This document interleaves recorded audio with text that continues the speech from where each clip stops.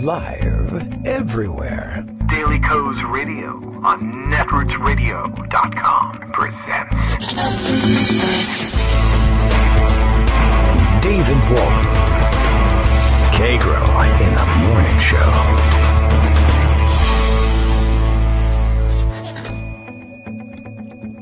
Now, here's David Waldman.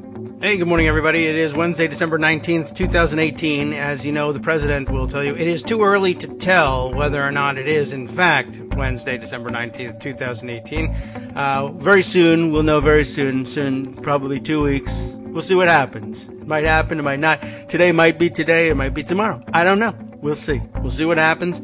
And I guess we're going to have to wing it at this point. Lots to cover today. But who cares? LOL, YOLO, nothing matters. I guess, basically, is where we are. The big chatter this morning.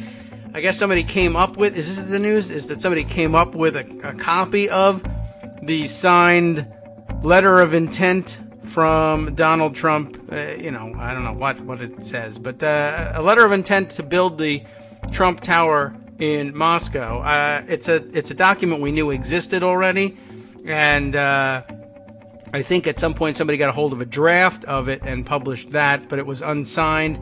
But at some point during their various testimonies, both Michael Cohen and I think Donald Trump Jr. both said that there was such a letter of intent and it had been signed. And I think it was signed in 2015.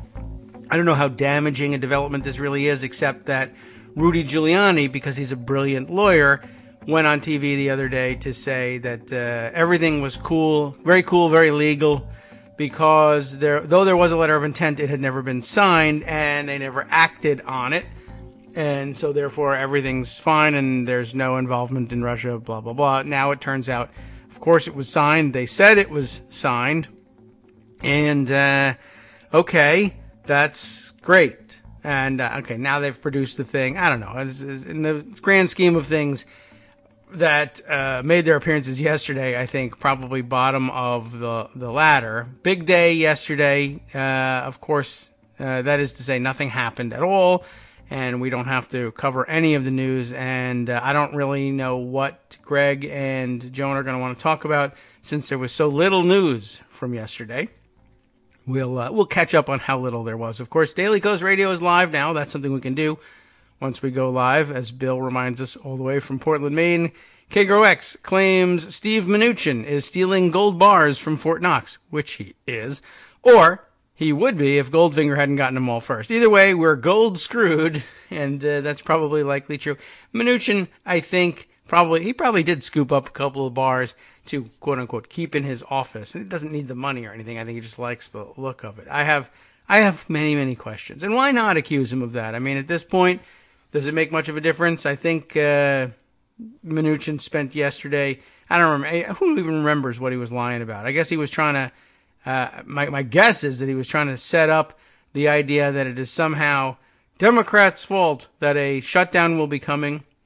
This despite the fact that Donald Trump told everyone on television that, forget fault, he would be proud to shut down the government if he didn't get the $5 billion to start on the wall project, which is already built and already terrific and already paid for by Mexico, out of American taxpayers. And I guess Sarah Huckabee Sanders decided to spend some time having people despise her yesterday. So she had a press conference, and during which, by the way, I guess she was asked whether or not, or why it was, after all of the promises that Mexico would pay for the wall, they were instead looking to get American taxpayers to pay for the wall. The dynamics at the moment are, of course, Trump demands $5 billion be included in any continuing resolution to keep the government operating rather than shut down on Friday, as it is now set to do, or partially shut down on Friday, probably midnight between Friday and Saturday, as it's currently scheduled to do. Very soon, we'll find out whether or not that's going to happen. I don't understand how you say it's too early to decide, to see whether there's going to be a shutdown. I mean, you can just say, well, I'm hopeful that we'll come up with a solution. Too early to tell is just a dumb answer. It's going to happen in 2 days. Anyway, so his new thing is, well, even if the government shuts down, i.e. I shut it down because there's no wall funding. Although at this point, it may just be that they just don't pass a CR at all. Who knows? I don't know. I guess Joan does. That's why we'll have her on the show. She can tell us what she thinks about that. Anyway, so Trump has since spent the last couple of days saying, well, the wall's going to get built one way or another anyhow. The military will do it. He just figures he'll order the military to do it with money that I guess they'll probably just kick down some American taxpayer doors and take all their Christmas gifts like the Grinch.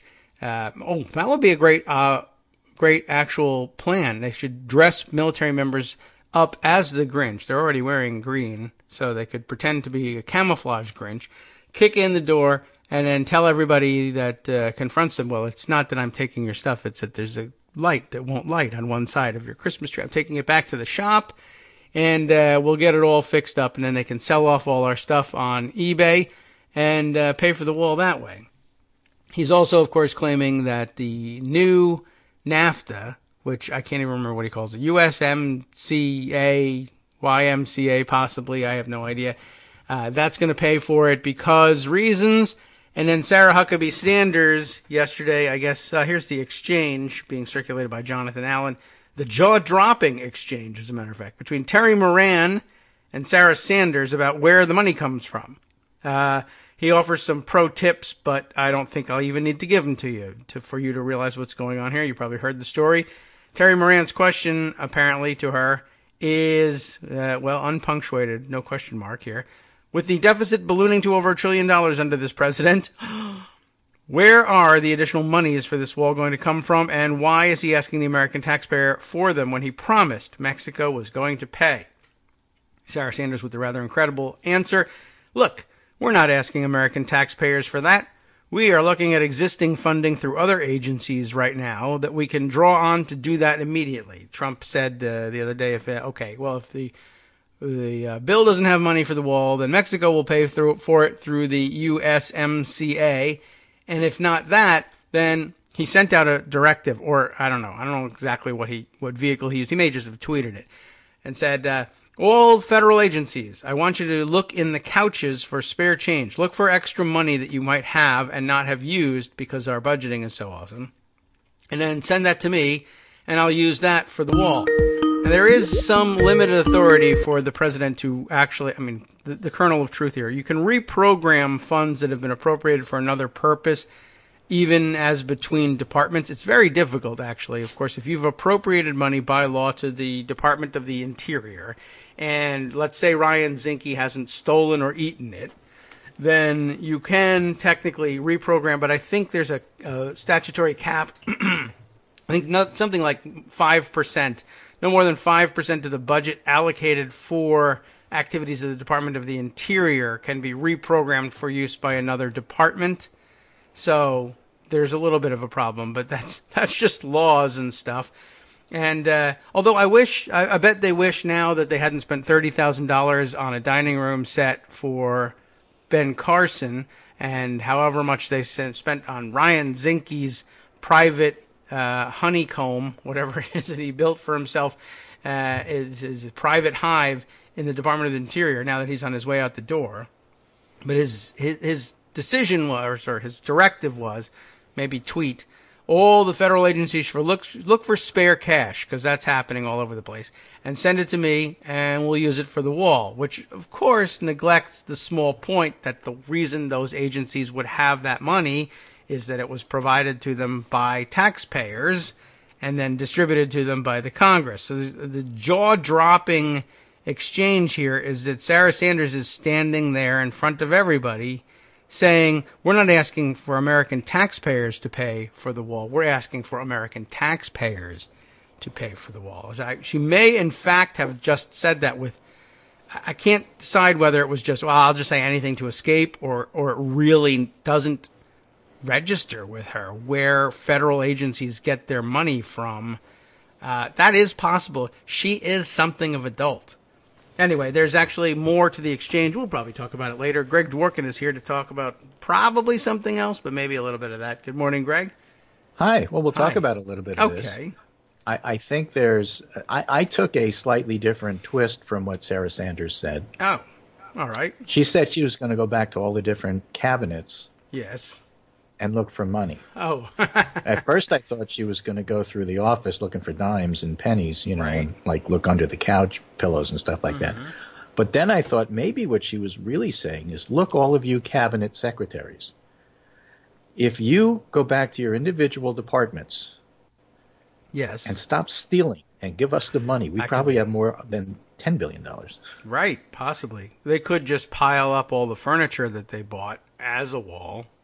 Right, for example. I mean, there's a number of different ways that you could read that, but that's how I did it. What was interesting is Joe Lockhart, Yes. who was himself a He press was himself. secretary in his day for Clinton, Yes. Bill Clinton, Oh. wrote something There's another about Sarah Clinton. Sanders. Sarah Sanders said, Republicans should stand up to Comey and his tremendous corruption, from the fake Hillary Clinton investigation to lying and leaking to FISA abuse, and a list too long to name, because on Twitter you don't have that many Oh, yes. characters. It's literally too long, yeah. The president did the country a service by firing him and exposing him for the shameless fraud he is, tweeted Sarah Sanders last night.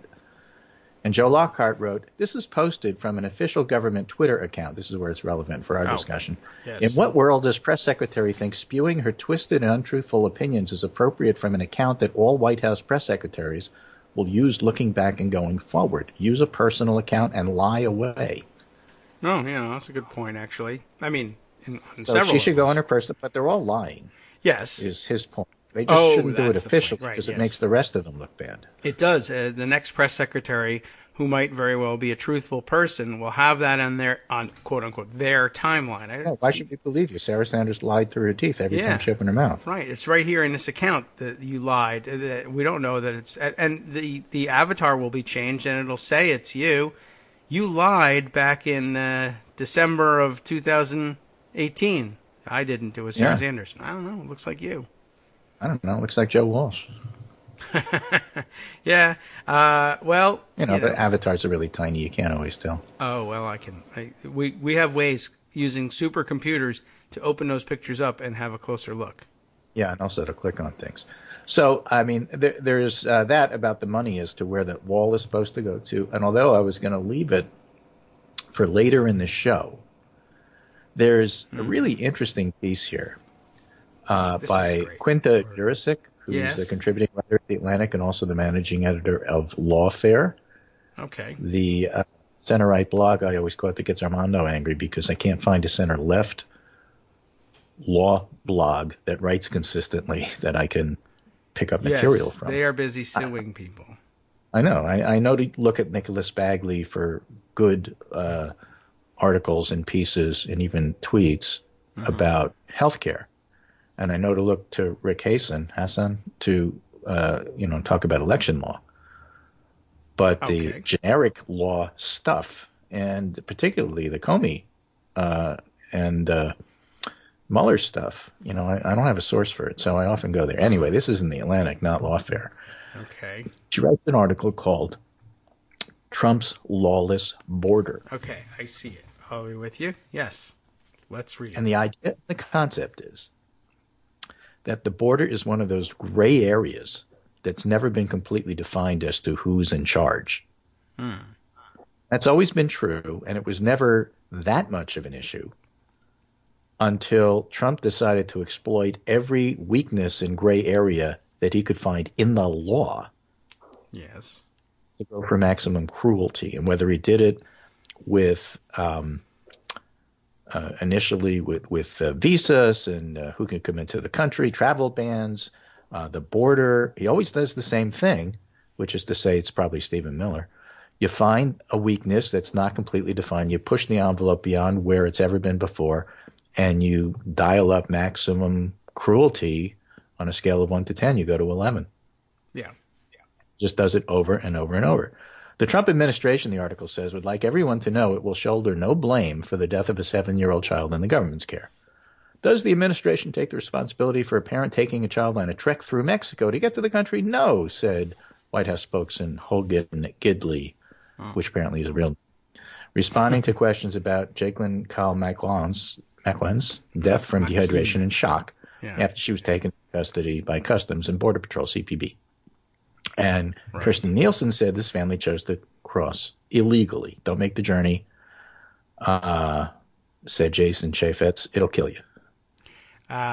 Right, though she got here, so Right. the journey didn't. But all now, right. it's a long article, but to get to the gist of it here, what ties this together with the rhetoric around the girl's death is not just the administration's cruelty, but its posture toward the border. It's a place where the law, as it's commonly understood in liberal democracies, no longer quite applies. The border is not only the edge between countries, but the uncertain line between law and absence of law. It's a space where the importance of preserving the rule of law is paramount, but where that system of protections and responsibility frequently fails to function on any level other than raw power. The girl was in government custody, but to listen to Nielsen and Gidley, the government had no particular obligations toward her as a person worthy of rights and respect. I mean, this kind of encapsulates all the things we hate about this particular administration, and we do hate this part. I mean, this is like a core thing. And then she goes on to point out that they tweet about the rule of law, and they're always talking about law and order. Right, lying. And she says, it's tempting to dismiss these paeans to the law as incoherent or even hypocritical. After all, this is a president who has encouraged police to engage in brutality while arresting suspects, who pardoned former Arizona Sheriff Joe Arpaio, previously found guilty of contempt of court in a case involving his targeting of Latinos at traffic stops. Yes. And whose new policy limiting grants of asylum is arguably itself illegal. And that's without even touching on the numerous criminal investigations into Trump's own conduct, which, we'll absolutely get to today, and that of his businesses and associates. But there's a deeper logic at work. Writing in The Atlantic, Peter Beinart argued, Trump's tweets linking the rule of law with immigration enforcement reflect a preoccupation with stopping what Trump sees, and again, Stephen Miller, as the corruption of racial hierarchy and pure body politic. Chris Hayes has made a similar case about Trump's use of law to evoke, quote, the preservation of a certain social order, end quote, which, by the way, I would suspect that Tucker Carlson would be well familiar with, as would Richard Spencer. Yes. So the girl's death, in this view, doesn't raise questions of lawlessness or impunity. Quite the opposite. It maintains the strength of the hierarchy. Who is inside the U.S. and who is out? Who's worthy of concern? Who is not? Who's legal? Who's not legal?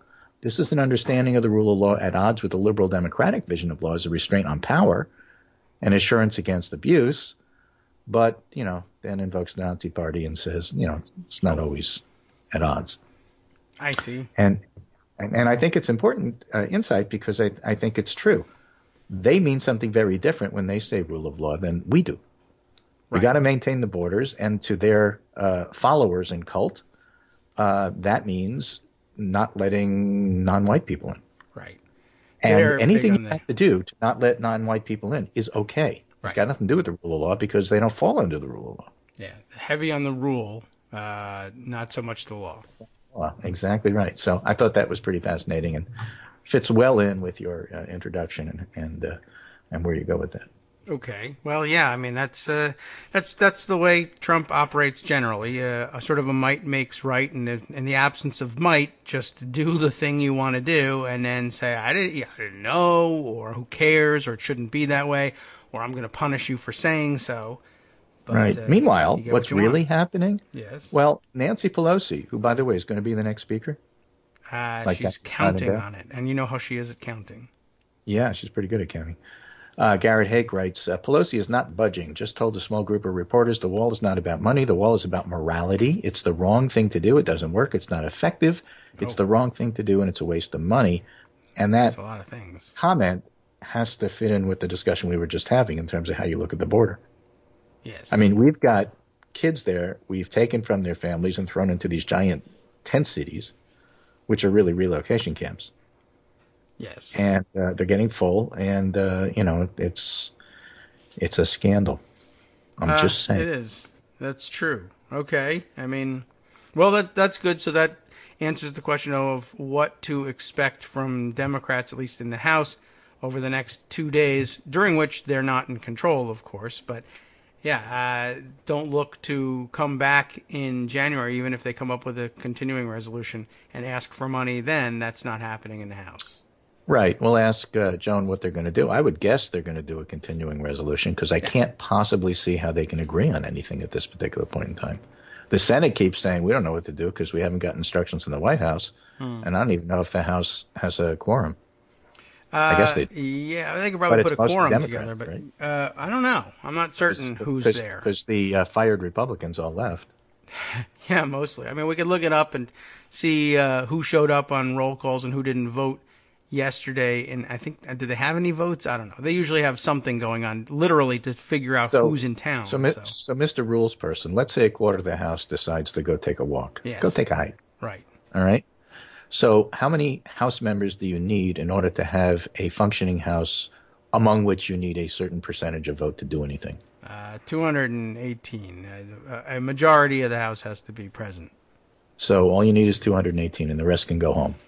And then if you get half of that, if you have 219 people there, a 51% vote will get you the government to stay open. I'm asking for a friend. Yes, that could work.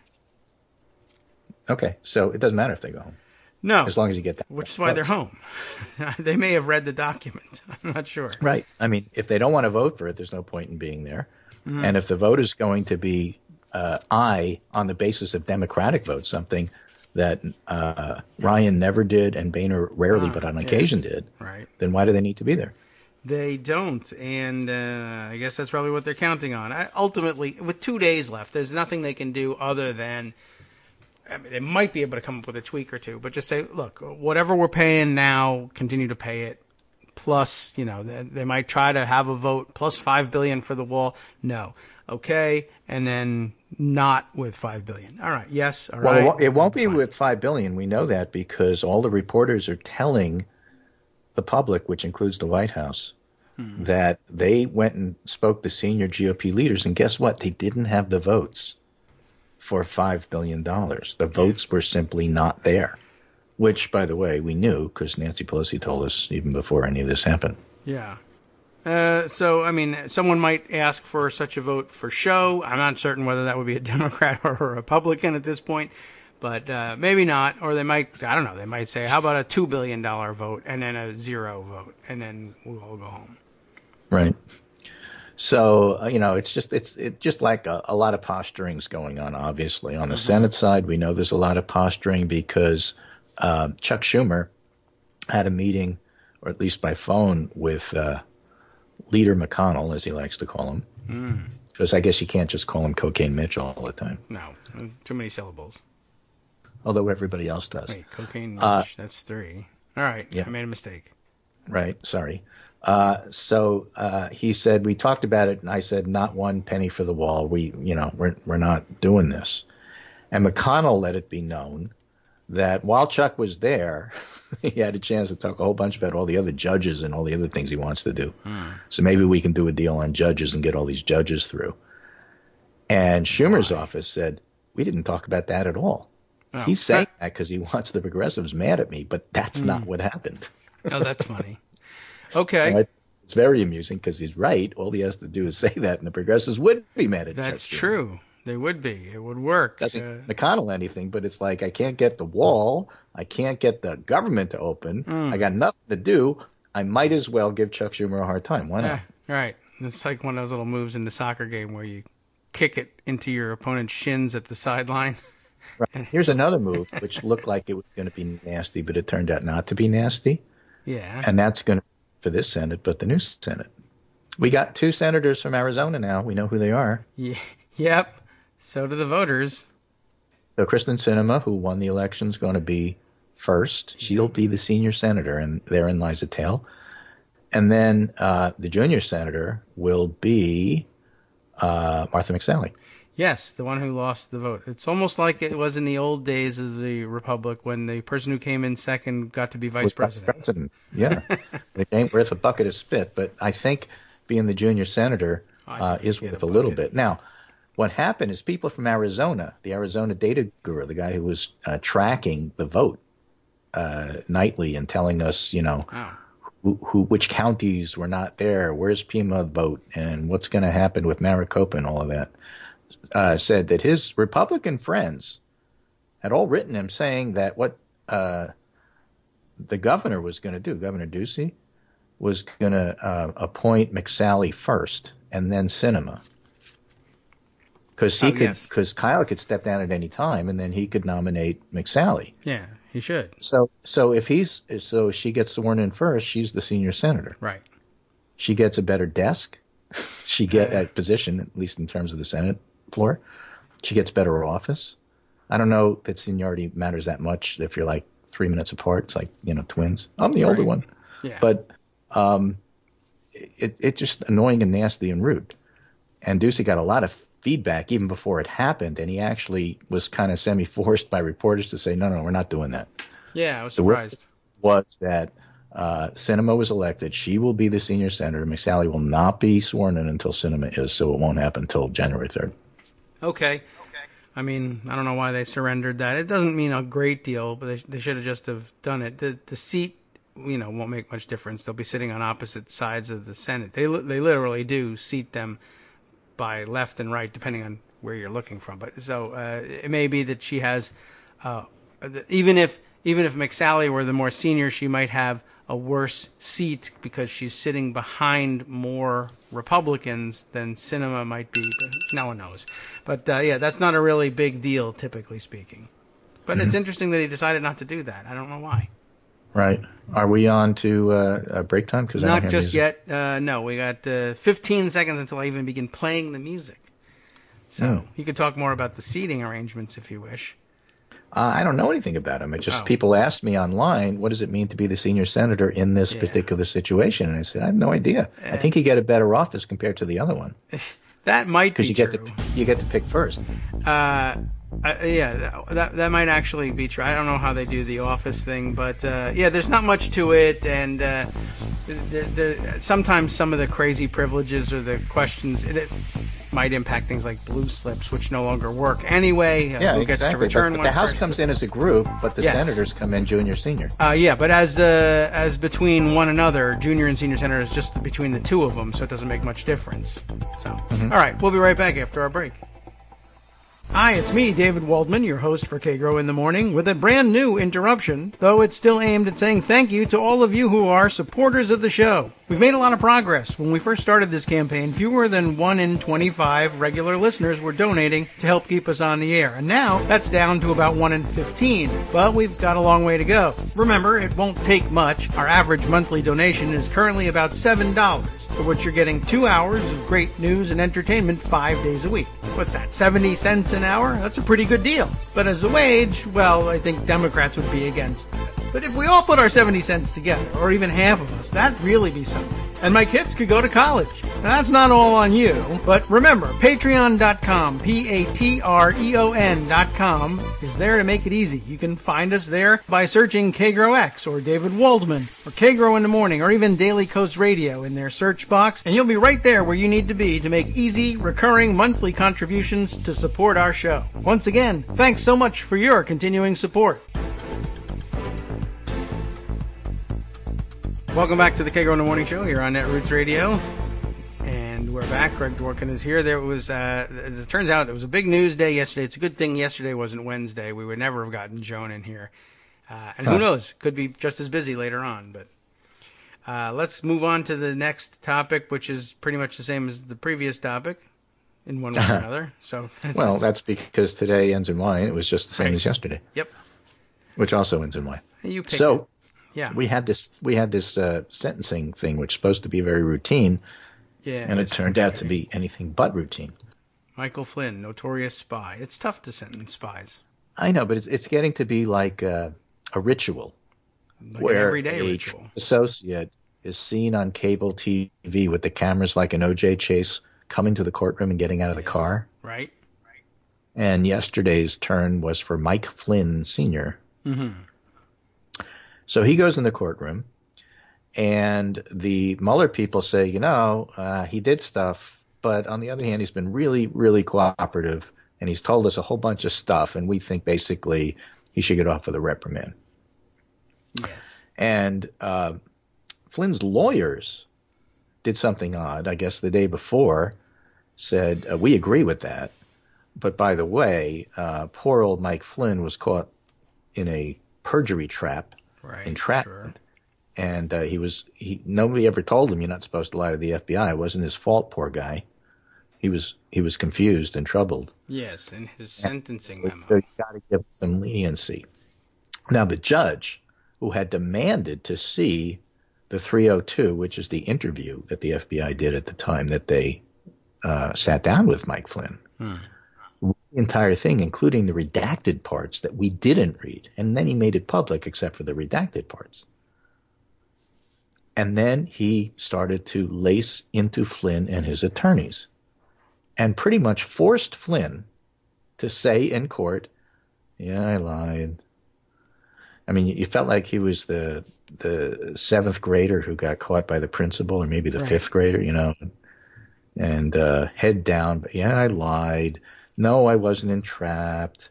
No, I mean it when I said I was guilty. I feel remorseful. All that stuff that my attorney said isn't true. The assumption is that Flynn is the one that told the attorneys to say that, but one will never know that because attorney-client privilege. And the judge said, you are like a horrible person. Yeah. You're terrible. You betrayed the flag. You betrayed your country. As far as I'm concerned, you're probably, I don't know, why aren't you a traitor? And then he walked that back a little bit later after the break, and it wasn't clear to me whether he walked it back because he implied that Flynn was a traitor while he was in the White House, and what he really meant is that Flynn was a traitor during the transition. Oh, well, yeah, that's different. He was a traitor the whole time. But, same problem. And Judge Sullivan was not happy.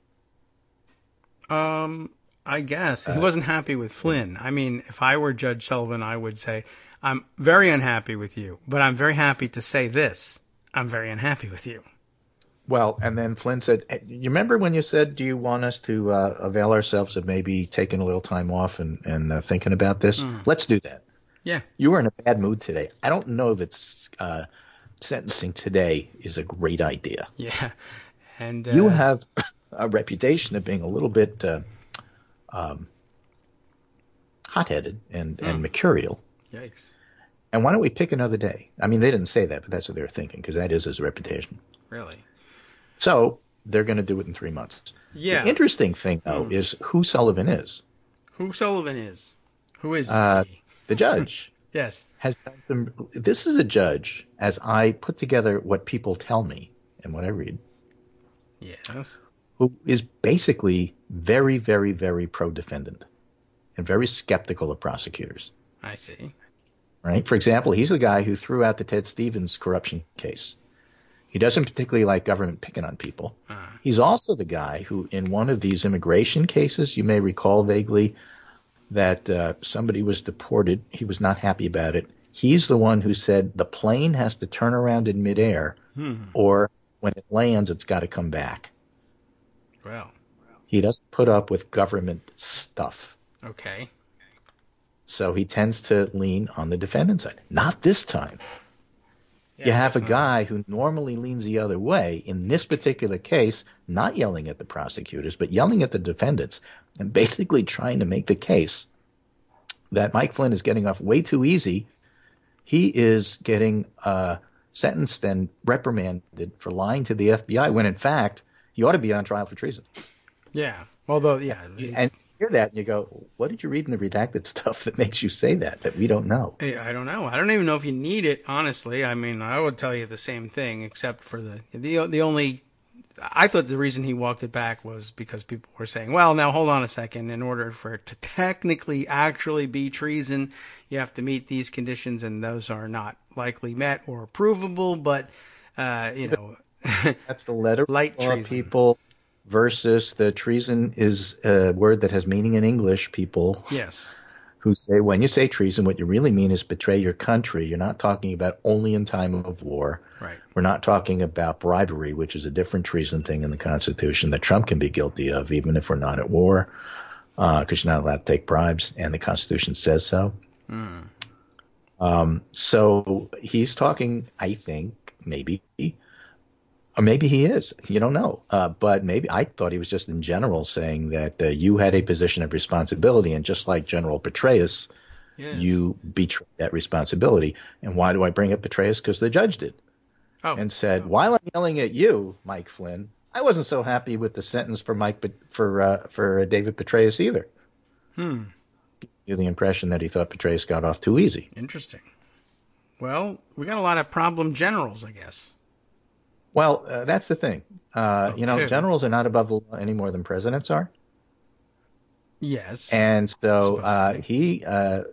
which is to say, Emmett Sullivan says, and I think rightly so, if you swear to defend the Constitution and you are there to protect the flag and everything it stands for, then you have to be held to a higher standard than anybody else does. Okay. Well, I will not. That means I don't know if that means that a 4-star is more liable than a 3-star, but the fact of the matter is, you had a very high position and you betrayed it. And to him, Judge Sullivan, that's why he's not keen on prosecutors and government people, because they have to hold themselves to a higher standard if they're going to go after some defendant. That's his normal position. In this particular case, he looked at Flynn and said, "Whoa, whatever you did, it was really, really, really bad." Yeah. And since he has more information than we do, it just raises a whole bunch of questions about that. So that was not expected yesterday, but that's really basically how it went down. Well, that's true, and there's not a franchise in the NFL will let him quarterback. I mean, in case he because of what he did to the flag, They don't have a quarterback, do they? No, they don't. But they won't be taking Colin Kaepernick because he kneeled, and Mike Flynn, now he's disrespected the flag, so he's just out. We're not hiring him. Right. Halfback, maybe, but I don't know. Those guys are a dime a dozen. He's a flipper. He flipped. Maybe he should do gymnastics. I don't know. But just a fascinating thing. While that's going on, there's this case that I'm trying to wrap my head around here, and I'm going to turn to a blog and a short tweet thread from Jed Sugarman. Okay. Who points out that there was an apparent Mueller grand jury fight involving an identified corporation where Mueller wanted to subpoena the corporation. The subpoena was fought by the corporation, and the D.C. Circuit upheld the subpoena, but we don't know who anybody was. Yes, all the parties are secret, and it's like so are the lawyers. Corporation A and Country A and that kind of thing. Yeah, even the lawyers representing them were secret. Yeah, so it's kind of like lawyer talk. So Jed Sugarman says, this is the secret case argued on Friday, this past Friday. Many of us had speculated it was Trump, but it turns out it was a corporation owned by Country A. Yes, a corporation. And here's a thread speculation about which state-owned corporation this might be. Yes, okay. Right? And he, to make a long story a little bit shorter, says, I've been linking to the Steele dossier, and I think it's Rosneft. It's a possibility. Rosneft is the giant Russian energy conglomerate utility, and 19.5% in December 2016 was sold to Qatar, that we used to call Qatar when I was growing up. Yes. Okay. Now, he then goes on to try to connect dots between Kushner's $1.8 billion crisis called 666 Fifth Avenue, yes, the Russian sale of Rosneft to Qatar, and his dealings with Qatar and Qatar-sponsored entities like a very large Canadian real estate group called Brookfield, which is basically funded by Qatar.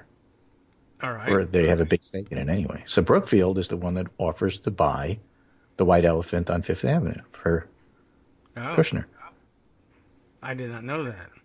Neither did I. So is this a situation where Kushner goes to the Russians, wants money, and the Russians say, well, we may be able to do a convoluted deal here, and we'll use our Middle East contacts. We'll hide everything, of course, because everybody has to hide everything from everybody else. But Qatar gets services from Russia in terms of stock or whatever, holding as part of that oil company.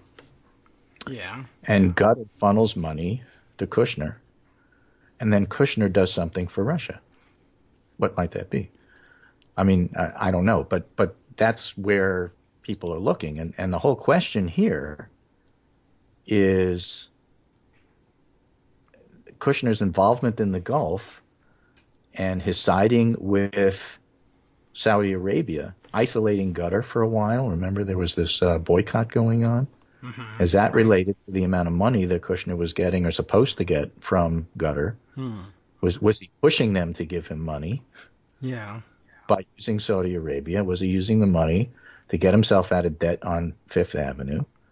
And was Russia part of the deal? And does he owe Russia something in return? And is he compromised because of it? That's the speculation. Now, proof, not much. But there's a lot in the Steele dossier that talks about Rosneft. And it's interesting because very little in the Steele dossier has actually been proven wrong.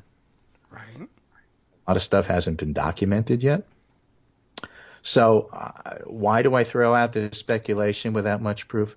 It's of interest because if Mueller is really going out of his way to try to get information from this unidentified corporation from another country, why is he doing it?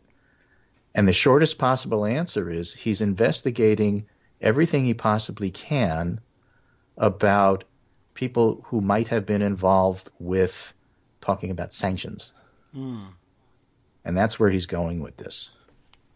And as other people have noted, there's other stuff going on here. This is yesterday in the Daily Beast, Mueller ready to pounce on Trump world concessions to Moscow. New court filings by Mueller's office could answer a central question of the Russia investigation. What did the Kremlin hope to get from its political machinations? Right. Yes. In fact, we discussed that one yesterday. Right? Yeah. So the whole idea you could avoid of actually putting court filings in and spelling it out is something we can expect maybe to see soon, which will help to answer the question about what was that unnamed corporation? What does it have to do with Trump world?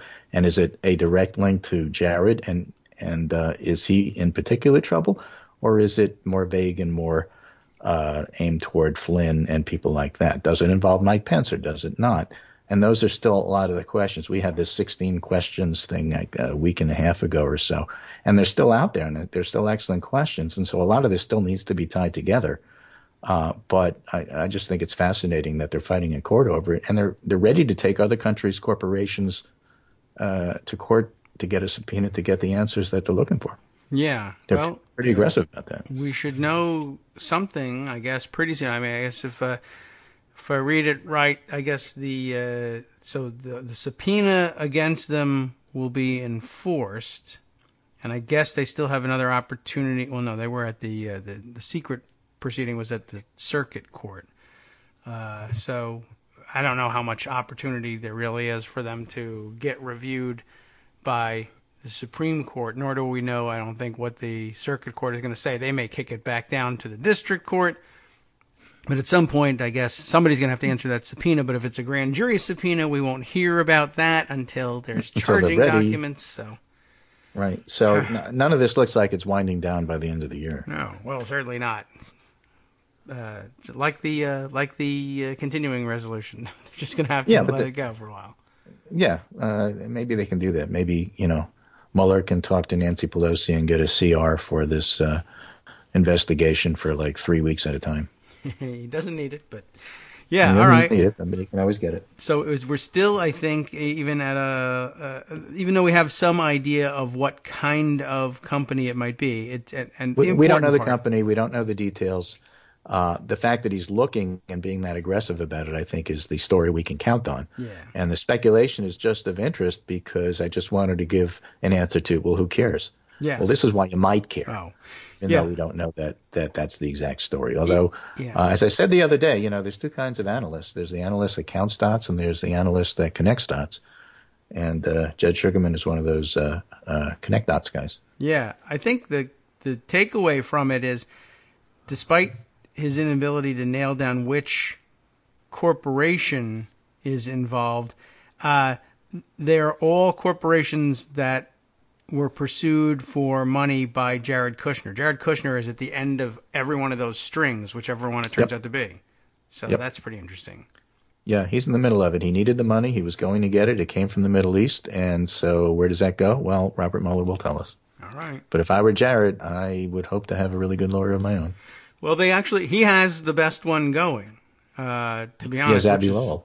Which is perhaps why Yeah, that's perhaps the only attorney involved in all of these proceedings besides Mueller, as from the defense side, who's really capable of having pulled off getting all of that secrecy arranged.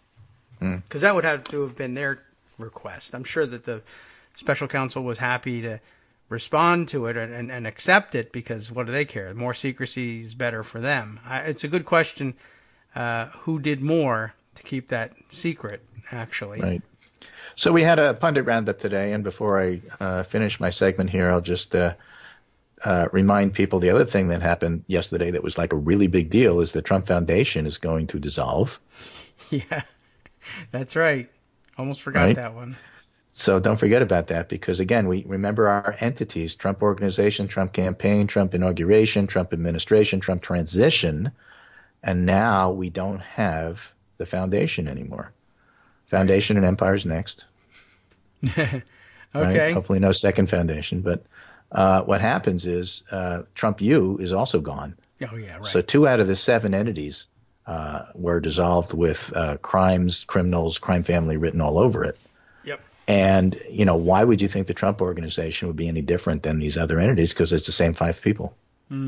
Yeah, right. That's important, and very important for the Foundation in particular. So we have that. We have a piece here by Mark Redder in the New York Times, which is interesting. Trump thinks he's still winning on immigration, going back to that wall thing. Oh, yeah, that's nice. Never mind what the election results say, except that most political science research, including my own, he says, concludes in 2016, Mr. Trump did mobilize white voters who felt left behind and angry at immigrants, blacks, and Muslims, but in 2018, voters had had enough. In the election eve poll, 57% of white voters in swing districts said Mr. Trump's words and deeds made them angry. The net gain that Republicans thought they could count on from whites disappeared, with 50% now agreeing that Mr. Trump and the Republicans were using toxic rhetoric to divide Americans. End result, they lost the election. But his base, the pundits will say, his base of white evangelical non-college voters is not enough to win elections. Not major ones. Okay. They can win state elections, they can win local elections, but they're not going to win national elections. So I don't see him getting reelected, but that's another story for another day. Timothy O'Brien, who knows Trump from way back in the days, writes in Bloomberg how Donald Trump got caught in a legal vice and talks about all the different investigations going on. We've talked about some of them now. An interesting piece from Seth Maskett, who's writing at the Pacific Standard, a political scientist, and he says, the demise of the Weekly Standard is actually a blow to the Republican Party. Okay. And the reason is that unlike Democrats who have 50, 70, 80 different nexuses of magazines and places like Daily Kos to go to, Republicans had only 2 or 3. I mean, in their heyday, they had Human Events, National Review, and the Weekly Standard. That was it. And they all interacted with each other, and they all moved from one place to the other. And Human Events doesn't hardly exist anymore. National Review is still there. Weekly Standard is gone. Yeah. And he points out, of the 3 publications, only National Review now remains as an influential conservative voice. I guess that's true. That's a fragmenting of the media environment. But, those people went somewhere, and they're getting worse news. So I'm not certain what National Review really, what sway they actually hold. National Review has now become the moderate in the group. Right? There's Fox News, there's Sinclair, and there's the moderate National Review. I guess that's it. But part of the point is that moderation benefits everybody. And when you take that away and you're just left with the extremists, not such a good thing. Look at how the House functioned the last couple of years. Yeah. So I thought it was an interesting article from that point of view. And, again, it's not like progressives bemoan the absence and the demise of the Weekly Standard. It's not our favorite publication. But there is a downside, and I just thought I would point that out. Well, I do think that it's interesting that, we needed to find a new downside because the first round of downside really sucked in terms of, true. interesting me. Like, okay, boo-hoo, They're not going to get paychecks. Don't worry about it. Honestly, in this day and age, with this fragmented media picture and social media and everything else, we've known it a long time ago. It no longer even it doesn't matter, and I can't even keep track of where people work. But I just it follow gets them. tiresome if we keep saying we already knew this. You and I knew this. You knew this already. So I'm going to try to avoid doing that. Okay. Well, that's not what I mean. I mean, we've talked about it in the past that it doesn't matter you did where. To be fair to you, you did know this. I did, but exactly. And what I noticed was that the publication, being on a masthead somewhere doesn't matter nearly as much anymore. People, like you noted in a minute ago, that there's so many different outlets on the liberal side, and people move between them all the time. But I can no longer keep track of where people write. Just the fact that they're writing and that they can put their opinion out for free. The only thing that's really missing here is the wingnut welfare part of it, which I'm happy to see go away, even though it really just moved somewhere else. A little bit, except they still have their so-called think tanks. Yeah. So they're just moving there, and then instead of my telling you how wrong I am about the Iraq War under the banner of the Weekly Standard, I will tell you how wrong I am about it. Cato or one of those places. Yeah, or they make up a new one. Who cares? Doesn't make any difference as long as I continue to get paid, which is at the heart of this whole thing. Meanwhile, in our landscape of hundreds of magazines that don't pay anybody anything, we something, basically. Right. I don't know. Right. Not sure what to do. And I'll end with two pieces just to give you an idea where this is all going. Paul Waldman writes in the Washington Post, there was collusion. What are we going to do about it? And Nicholas Grossman writes in ARC, in Arc Digital. He writes, if we cared about the Constitution, we'd impeach Trump for bribery. But politics outweighs the founders, so we probably won't. Oh, damn. Well, that's a bad idea. But we'll see what happens with the emoluments clause. Oh, by the way, yes, I think Judge Emmett Sullivan, if I'm not mistaken, was also involved in saying, the emoluments clause suit can go ahead. That guy is busy. Again, to give you an idea of he's not really like pro-government at all times. He's out for the little guy. Okay. He just doesn't see Mike Flynn as a little guy. I guess not. All right. Well, he's my new second favorite Emmett behind Emmett Otter, who's just at Christmas entertained us all. Everybody loves Emmett Otter. So that's that, and I'll go, and thanks so much. This is Greg Dworkin speaking with my good friend David Waldman, Kagro in the morning, and I'll be back tomorrow, and we'll see what other 19 things happen between then and now. Okay, very good. Man, could be anything. Thanks, Greg. Take care. Okay, take care. See ya. Okay. Wow. It's not only a busy time, it's a busy time for Emmets in general, I guess. How many other Emmets have we got out there, by the way? Is Emmett Flood is the attorney on the Trump side, right? Isn't he? Right. He's been working over there, so he's one of my least favorite Emmets, I guess. Any other Emmets that we should be aware of? I guess we could just let's see. What does the Google machine say if you are looking for Emmets? Emmett Flood, Emmett Sullivan, Emmett Till. Okay, right. That's Emmett Otter comes up next. So there's your top 4 Emmets of all time, according to the Google machine. Although maybe I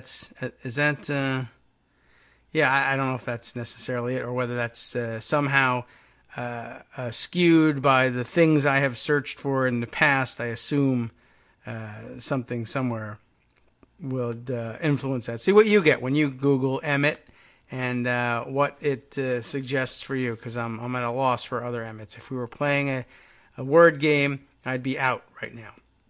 Anyway, let's see. Karen D. asking us, why couldn't the mystery entity be Brookfield, state-owned? Isn't it? Is Brookfield Canadian owned? I don't know. I mean, not owned privately by a Canadian. I don't know. What is Brookfield? Greg described it, but I don't know anything about the background of it. Let's look, because Google, or some competitor to Google that's less intrusive, let's say, we could pretend is what we're using. It isn't. It's Google, and I probably should stop doing that. Brookfield Asset Management, is that who we're talking about here? Headquarters Toronto, Canada, but they are a publicly traded company, so I don't I guess I don't know. Maybe it's 50% owned by. Well, let's look. They said it was owned. That the corporation was owned by a country. So that seems like, I guess that would rule out Brookfield if what I'm reading is correct here.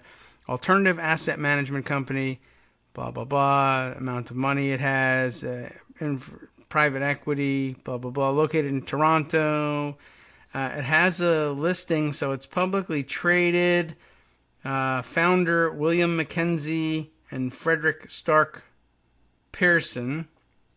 So, like, we're talking about old-timey Canadian guys. But, it doesn't look like it's publicly, or rather, like it's owned by the Canadian government. So, I guess that's what would rule out Brookfield. In response to that question. Let's see. Where are we here? What are we talking about here? Michael Musson was saying Ivanka Trump used a private email server. Yes. Maybe the company that owns that server didn't want to give up the emails. But again, what we're talking about here is a company. Remember that maybe we didn't discuss it enough. That's a possibility. I read yesterday, and I don't think we discussed it clearly today. We talked about the secrecy, but part of the secrecy was that it was a company, a corporation owned by a country. Corporation A owned by country B, or whatever it is. I can't remember what the terminology that the court was using. But we're talking about a state-owned entity, and I think that's what had people focusing on Rosneft and on, from my own part, I was more focused on sovereign wealth funds that Jared Kushner was approaching in Qatar, in the United Arab Emirates, in Saudi Arabia, and probably just about anywhere he could find it. So I don't think he was very particularly discriminating when it came to which sovereign wealth fund. He just wanted a sovereign wealth fund. I think he preferred Middle Eastern because, one, he had an excuse to show up there, and two, because they're controlled by one person in many cases, and you can just ask one guy and get $1 billion. Easy deal for him. All right, we'll be right back.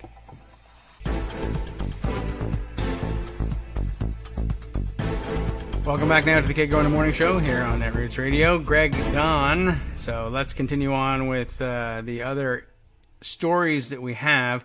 By the way, I should thanks to Arch Pundit for sending me the entirety of the text of the story I wasn't able to read yesterday, and now I'm trying to. I can see that it's huge, and I'm trying to remember what were we talking about again.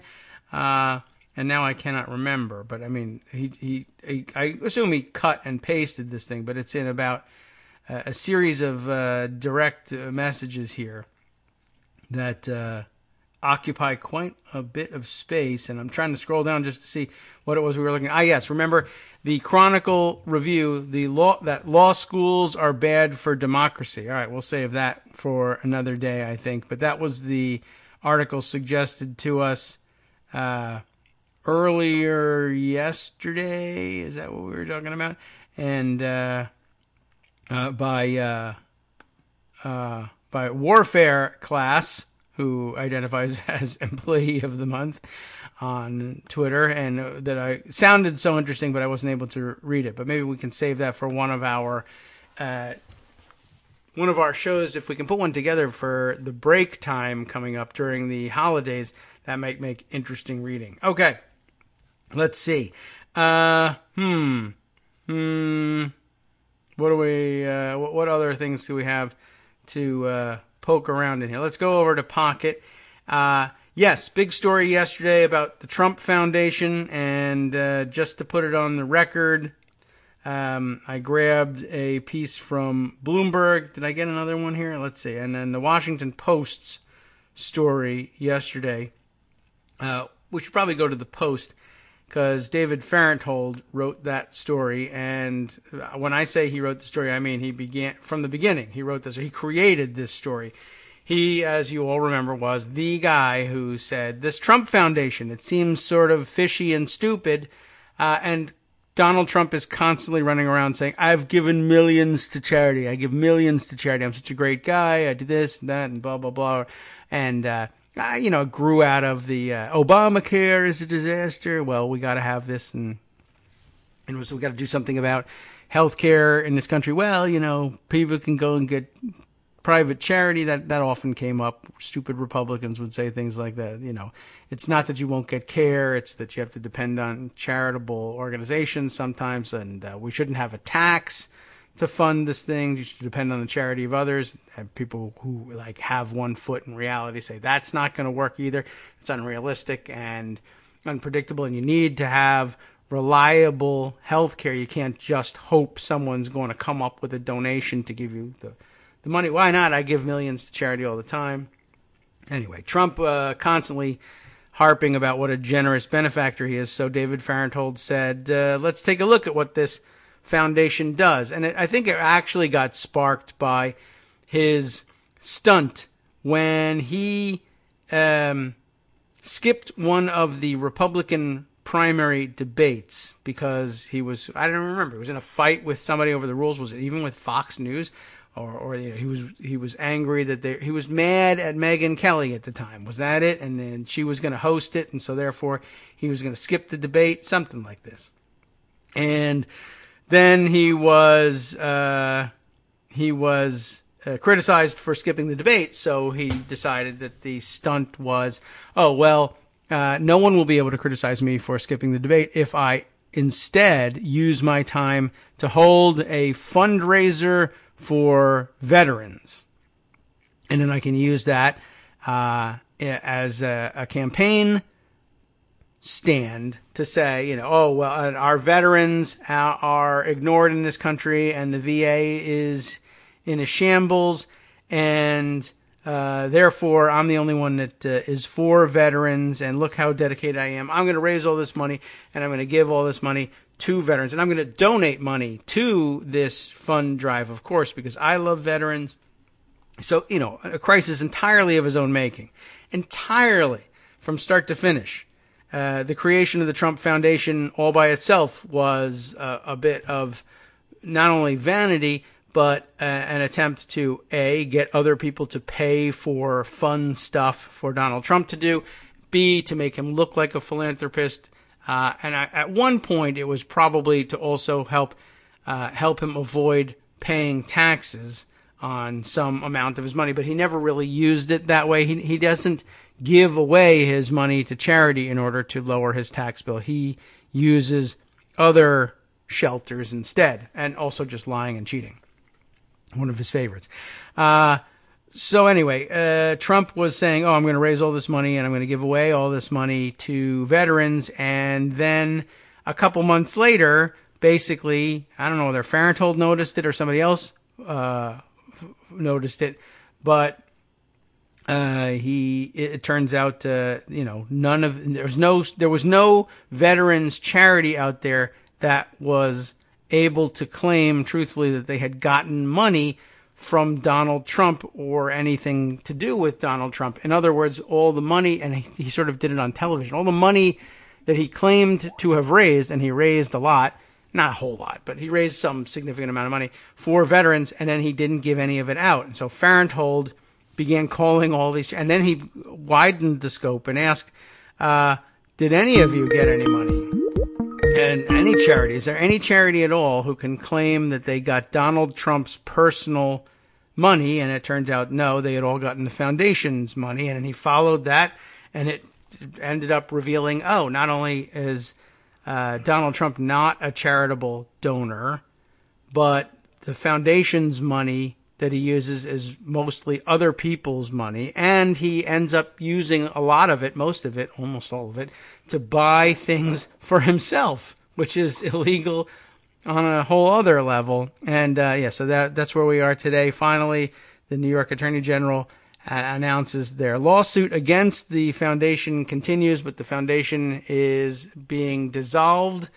And all the other interesting part of it is the liability for the foundation continues. The liability also attaches, of course, to the members of the board of directors of this allegedly nonprofit foundation, except there's only 5 of them.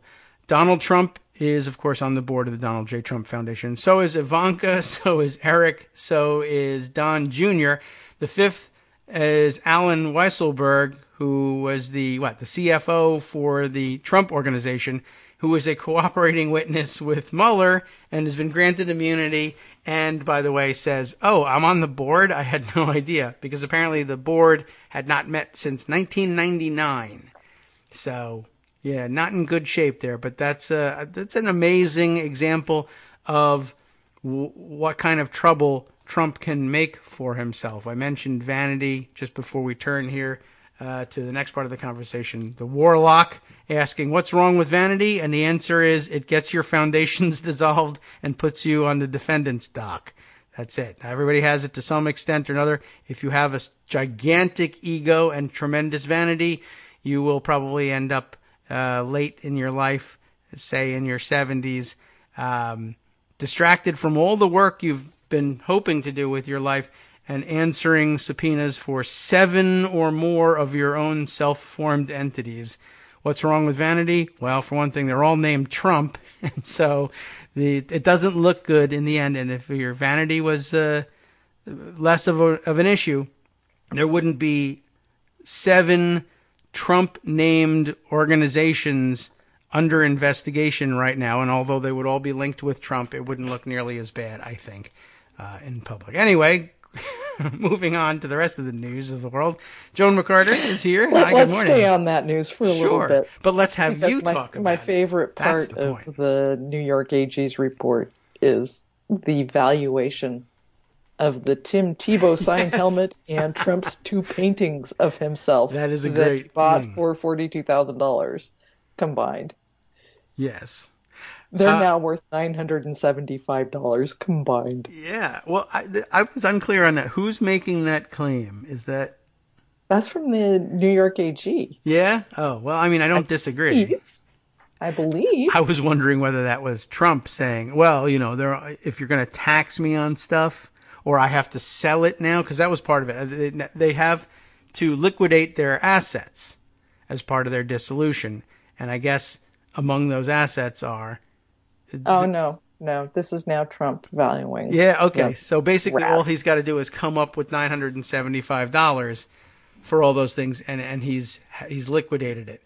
He paid... Honestly, that would be, the value probably... Two-thirds of it is the Tim Tebow helmet. Yeah, although now Depending on how large the canvases are, Yes. they could be worth something. Like you could make sales out of them? Paint over. Oh, okay. Yeah, right. Paint it white and start over. Yeah. That's not a bad idea. So, a couple of artists might be interested in that. I would imagine you could get more now because they're infamous paintings and Yes. just I purely imagine they are worth more than that. I would- Just an intrinsic value of... I believe David Farenthold would pay that much for one of them He probably and hang it would. in his office. I'd buy it for him and give it to him. I think he probably would. Now, that's funny. If it wasn't for the fact that it would bail out Trump in some way, we could say, let's have a GoFundMe to bid on that painting and give it to him David Farenthold. But, that's what's going on is $40-something thousand was sunk into those 3 things. The court says you got to liquidate those assets and use them to pay back people you defrauded. And Trump is saying, I think I can only get $975 for them. And that might be, it might otherwise have been true. But basically all it means is that they should, I don't know, I think you should send $1 million to David Farenthold. Trump. I think so. He's earned it. Yeah. He should have tried that earlier on, and then maybe that would have worked. Like, bribe him. Forget this story. I'll give you $1 million. All right. I mean, it was his best story, so I don't know. But at the beginning, he might have said, should I make 100 phone calls, or should I just get $1 million? That might have worked. Got to invest early, Donald. Part of the deal. Okay. So it's been a week, huh? Yeah. Yesterday was a week. All by itself. Friday was like a month. Oh my gosh. Yeah, it's been very rough to keep up. I was glad that yesterday wasn't Wednesday because I didn't think there was any chance we would get you yesterday. But still more news happening. So thank you for taking time out. So, we can, I'm sure you and Greg have talked all over the Obamacare ruling from Friday. We could still use some discussion about that because it's huge and it's huge. It's becoming and complex. It's extremely disturbing, yeah. and so I'm definitely open to that, or not. I mean, if we have other things to cover, like if you say. I have one overriding concern with it at the moment, and it's not personal, but it's local. And that it's the legislators in Utah, Idaho, and Nebraska will decide to use this ruling as an excuse not to follow the will of their voters and expand Medicaid. Yeah. That's a big concern. That's possible, isn't it? Yeah. Yeah, very likely. Are they talking about it? Or? Yet. We're not hearing a lot yet, at least not here in Idaho. But I expect, and the team that's been working on expansion here expects that to be the excuse. So that's going to be a big fight. It's going to be a big fight that will play into 2020 because, in every state, the voters pretty resoundingly said, yeah, let's do this. Okay. So that'll be interesting to watch. Yeah. If it's going to be destroyed, why expand Medicaid would be the excuse? Yeah. Okay. Yeah. We've got several states intervening, trying to get clarification from Judge O'Connor on exactly what this means right now for the law, since he didn't hand down an injunction saying everything has to stop. There can't be any activity now related to the Affordable Care Act. They want clarity on what happens now, and, that helps put him a little bit on the spot since Republicans are freaking out and don't want this to happen. Yeah. We know that the House will intervene to defend the law on appeal since the Trump administration won't do it. Okay. The House under Nancy Pelosi. Yes, all right. So. And, it's still a law of the land. One of the things that was sort of encouraging was even after the ruling, how busy healthcare.gov and the phone lines were that Saturday. So people were still trying to enroll. Okay. We don't have the figures on that yet. I think they're going to be announced today on what enrollment was. It's not going to be nearly as high as last year. We're prepared for that. Okay. And a lot of people theorizing that the judge held his ruling not only until after the election so that it wouldn't negatively impact Republicans, but also held it for the last day or so, last couple days of enrollment in order to depress people about the possibility that, why should I even bother enrolling? He heard this back in April. Had he not been completely partisan and political, this would have come out before the election. Had he really not been an extreme partisan, it would have come out November 7th. Yeah. Although, I am sure he was looking at this and wanting to tank enrollment. Well, that's pretty rotten, but that's the kind of people we get from Republicans in general. I mean, it's not just Trump who hands us these guys. And it wasn't, I don't think, Trump that handed us this guy. No, so. It was Bush. Yeah. And he was passed on a voice vote back in 2007. Yeah, well, we do an awful lot of that, unfortunately. Although in 2007, I don't think we were 100% clear on just what they were doing with their judges. But for all the garbage people that Trump nominates as judges, that path was cleared for him by Republicans that came before. And, of course, we all remember that George W. Bush had an active program of making sure that they were getting both partisan judges and partisan U.S. attorneys. They were checking everybody for ideology. Bush did a little more work in terms of making sure that he was appointing people who were had been, practicing law for some number of years, such that the American Bar Association would say, well, they're qualified. Yeah. Whereas, I don't remember nearly as many not qualified judges coming under Bush. Maybe they just used them all up. That's a possibility. It's coming from the same list, I assume. So eventually you get to the bottom of the list and the people haven't graduated from law school yet. So, what are you going to do? You got to nominate somebody. And you nominate the guy who, I guess, advertises on TV for personal injury law if he helped you out. Or maybe he gave you a big donation somewhere along the line. We'll nominate that guy. Maybe he was your favorite paranormal investigator. I was going to say that. Oh, I'm sorry. I didn't mean to steal that one from you. What else have we got? There's somebody else wacky, too. Or, just generally spouted off on racist things in the college newspaper. Right. Yeah, your favorite racist writer could absolutely be a judge. Why not? So, it's fine with Mitch McConnell. Yeah, he doesn't care as long as they remember where they came from. So they rule properly when cases are brought to them. He's fine. So that was last week.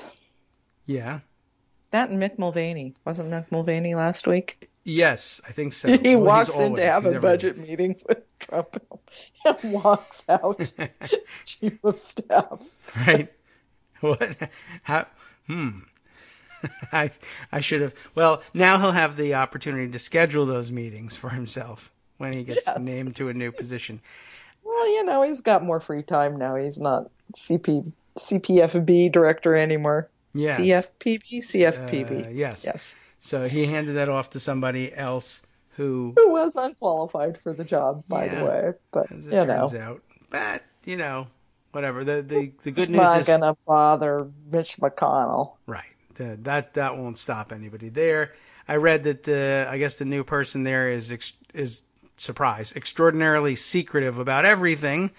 That's par for the course, but apparently like above and beyond, at least when it comes to, well, I don't know if the CFPB is old enough to have a tradition of openness, but just generally speaking, as a part of the government. But apparently she's extraordinarily secretive, which will only hurt things. Yeah, she's also a protege of Mick Mulvaney, which is disturbing because it's Mick Mulvaney. He's a nut. Right. Yeah. Well, I mean, it would pay. I guess if you're looking to be a protege of somebody, that seems to be the guy who's in favor. There's very few who haven't fallen out of favor or been fired or threatened to be fired from their jobs. Mick Mulvaney keeps getting new ones. I guess like Jared Kushner, who also sucks. It is weird. He only knows a couple of people, I guess, Trump, and he just makes them all in charge of as much as it was going to be whoever walked into that room. That could be. Yeah. I wonder if he ever says that. Next person to walk in here is going to get that job. I don't think he says it. I don't think he really thinks it. I think it's just what happens. Maybe. I mean, the way he does openly admit things like, well, that person looks like a secretary of housing, or that one looks like a secretary of the interior. This one's tall enough to be right. So I guess attractive enough, or has the right hair, or It may be that someone appears before him and he just goes, "Wow, why didn't I see this before? You look like the White House Chief of Staff." Okay. And so what a week. What a day. It appears now that we have defeated ISIS in Syria. Oh, good. So that was the only reason for Trump to be in Syria. Mm-hmm. And we're leaving. Okay. That was decided on Twitter an hour ago. Oh, no wonder I missed it. All right. Well, too bad for you, ISIS. Haha. This is sort of news to the Syrian Emergency Task Force. which put out a statement. ISIS has not been defeated. I have no idea what the president is talking about. Oh. But that's maybe what we're going to do instead of talking about government shutdown. Maybe. He's creating a new diversion. And speaking of government shutdown, Mitch McConnell says within the hour he will have a CR, a continuing resolution. All right. This morning, and that will last through February 8th. That would do it. If they can muster enough people to come back to the House, which I heard your discussion with Greg this morning, they have not been in for 6 days. Oh, okay. So they are not coming in until this afternoon. All right. Yeah, they could probably get 218. Time getting people to come back. A lot of Republicans are like, yeah, you're putting me in a cubicle. I had to give up my office and am working in a cubicle. Do you think I want to be there? Yeah, that's a bit. That's unfortunate, right? That's my favorite news snippet from the last several days. Good Thinking point. About House Republicans working out of cubicles. Yeah, well, it's a fitting end, but they're bringing in new people, and offices have to be switched, and there's not a whole lot of time to do it. So the time between election and now has been having your staff pack up, and I guess in some cases vacate the offices. And look, if you need to come back and do some emergency voting, we'll give you a phone somewhere, and I don't know where the cubicles cubicle. are. Wow. Well, I hope it's in the basement. Yeah, right. They're all in the basement. Up on the 5th floor of the Cannon office building, they can put them in cages. I don't know if you've ever been up there, but there are cages on the 5th floor of the Cannon building? Yeah. It's storage units, but in various office space crises, the crappiest offices you can get are there, and I think the Cannon building is the oldest. And if you have the lowest possible lottery number, you get one of these offices that are split.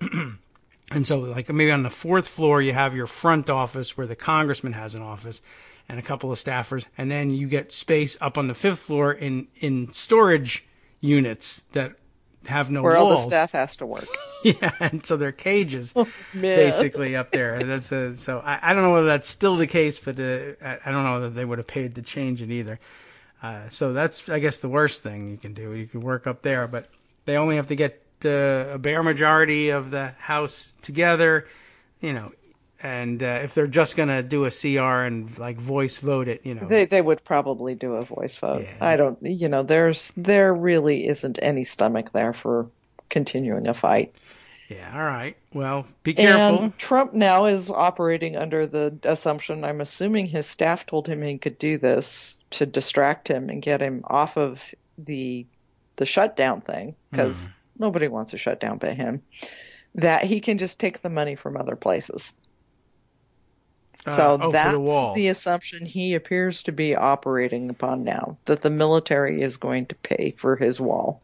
The military will build his wall. Sure, they will. Of course. And, I think everybody's just figuring that's going to be a fight for next year. Let him think that if it means we can get out of here for Christmas.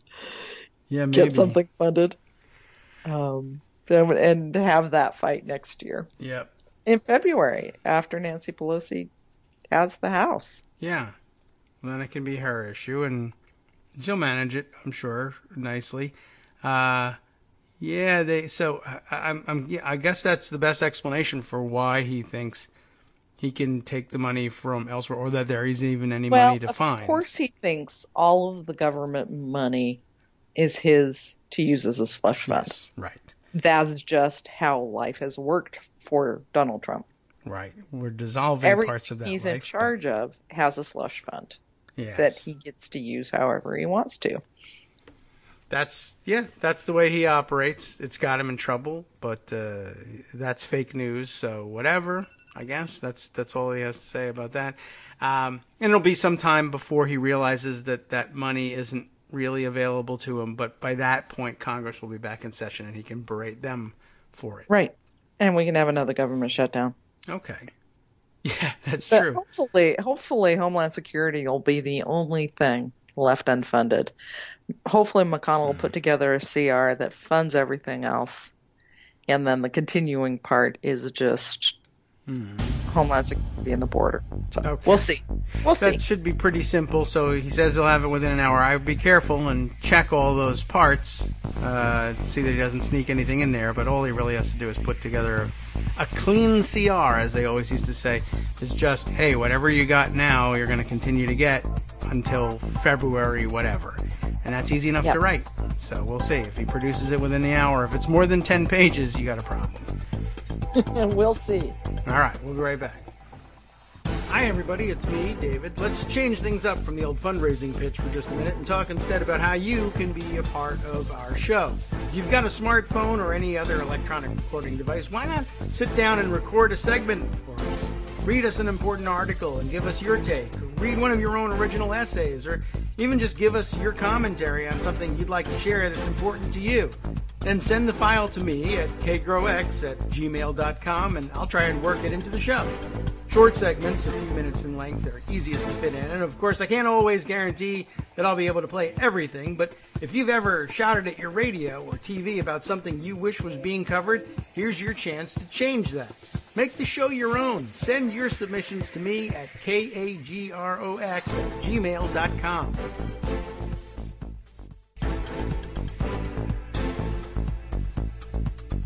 Welcome back now to the Kagro in the Morning Show here on Netroots Radio. So the big development over the break was Joan had to go. Joan, of course, taking care of things over on the front page at Daily Coast this morning, as is usually the case.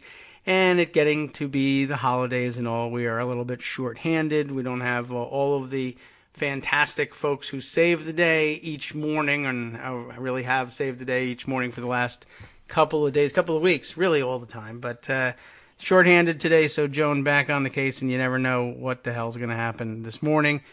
Got to have somebody battening down the hatches. So thanks for stopping by, Joan. Tomorrow, well, let's say I was going to say next week. Next week at this point, we're right smack in the middle of the holidays, and it's Christmas. The day is it? Well, so what are we talking about here? Christmas is Tuesday, right? So, that makes Wednesday Boxing Day. So, she could be busy boxing. I guess that's a possibility. But if we're on the air, that would be a real miracle, a real Christmas miracle. I'm not certain even where I'm going to be at that point. If we're still out for visiting, that'll make it difficult. But and then the next Wednesday, I guess that means it'll be. Would that be the 2nd? I don't know. I've lost track of the calendar. So if it's the 2nd of January, at least we'll be back on the air for that. I can't make any excuses for not being on the air. It's 2nd of January. The 1st of January, well, we all want to sleep in at that point. Although, quite honestly, if I were to stay up for New Year's Eve and watch the ball drop or whatever the hell they drop these days, however they count down, and then go to sleep, that would be the earliest I've gone to sleep in like 30 years. So I don't know what kind of excuse I'm making by not having a New Year's Day show, but I think that's really more for you guys than for me. Also, I guess if you want to add the drinking to it, and we all want to add some drinking to it, don't we? I guess that makes us more tired. And sometimes, depending on how you do with that, not feeling all that good in the morning anyway, and who wants to talk politics? Besides which, everybody's home. We want to hang out and do New Year's things, whatever those might be. I don't know. Who even remembers? We're all still drunk from last New Year's. It certainly sounds like it. Anyway, all right. So, do we return to the question of shutting down the foundation, or I think we've actually kind of covered that pretty well, and the very best part of it, I think Joan quite correctly identified as the need to liquidate the assets, which were few and far between and of some questionable value. Let me just skim around through this Farenthold piece here. He deserves to be read today, quite honestly, although we've done all the praising of David Farenthold that I think is really necessary. I guess the juicy parts of it, of course, are the quotes from the court papers and the quotes coming out of the New York Attorney General's office about persistently illegal conduct, a shocking pattern of illegality involving the Trump Foundation. et cetera, et cetera. And of course, the story I was beginning the segment with, the birth of the story from the Farenthold point of view, and I guess I'll add a couple more of my own highlights, I think, of the Trump Foundation story. First, of course, that this whole crisis was of his own making, that he brought this scrutiny on himself by bragging about how much money he was giving to charity, and none of it was provable. And it was probably among the first instances in the Trump campaign where mainstream traditional media, big names and big publications in traditional media were saying this is a pattern of lying from this candidate that should give you concern about everything he has to say. And I guess maybe it was dismissed out of hand, certainly dismissed out of hand by Trump fans, but maybe it was dismissed partly like, oh, this isn't really a very important part of who he is or what he does. But as the story developed, you began to see, no, it's actually quite central to who he is and what he does. For instance, for one thing, there was I'm skipping the debate and instead I'm going to raise money for veterans and then I'm not going to give them that money. And then when Farenthold applied that pressure and called the veterans charities and said, are you getting any money from this? And one after the other was saying, no, never heard from Donald Trump at all. Then Trump finally moved to make those donations made all sorts of excuses that it had nothing to do with this. And he started handing out the money. But what was really interesting, and this has been, I think, largely forgotten in all this time, and I wonder, is this even covered in this? This is more about the court proceedings than anything else. But it would be a good time to review the history of the foundation and how it includes things like, none of